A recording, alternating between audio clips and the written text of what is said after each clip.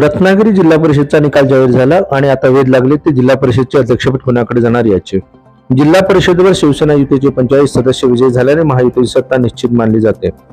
यामुळे अध्यक्षपदाच्या निवडणुकीकडे आता सर्वांचे लक्ष लागले आहे. या निवडणुकीत शिवसेने 46 जागांवर उमेदवार उभे केले असून त्यापैकी 41 जागांवर विजय मिळवत शिवसेने जिल्ह्यात एक हाती वर्चस्व राखले आहे. भाजपाला 4 जागांवर यश मिळाले असून मित्रपक्ष राष्ट्रवादी अजित पवार गटने मैत्रीपूर्ण लढ्यात 5 जागांवर विजय संपादन केला आहे. त्यामुळे महायुतीकडे एकूण जवळपास 50 जागांचा भक्कम आकडा आहे. जिल्हा परिषदेवर शिवसेनेचे वर्चस्व असल्याने अध्यक्षपद शिवसेनेकडे जाणार हे जवळपास निश्चित मानले जात आहे.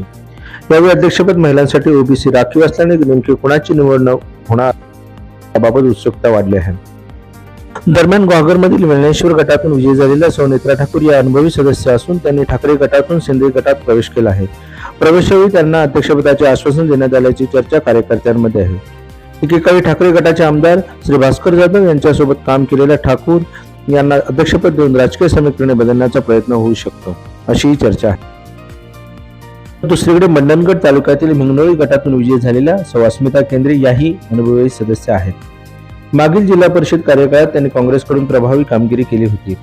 वर्षभरापूर्वी त्यांनी शिंदे शिवसेना गटात प्रवेश केला असून राज्यमंत्री श्री योगेश कदम यांच्या मतदारसंघातून त्या विजयी झाल्याने त्यांच्याही नावाला महत्त्व प्राप्त झाले आहे.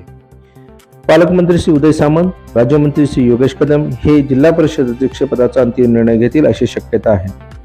दरम्यान या पदासाठी सौ नेत्रा ठाकूर आणि सौ अस्मिता केंद्रे या प्रबळ दावेदार मानल्या जात आहेत. त्यामुळे अध्यक्षपदाची माळ कोणाच्या गळ्यात पडणार आणि कोणत्या तालुक्यातील युतीचा रत्नागिरी जिल्हा परिषद अध्यक्ष निवडला जाणार याची उत्कंठा आता शिगेला ताणली गेली आहे. GSK news, Ratnagiri.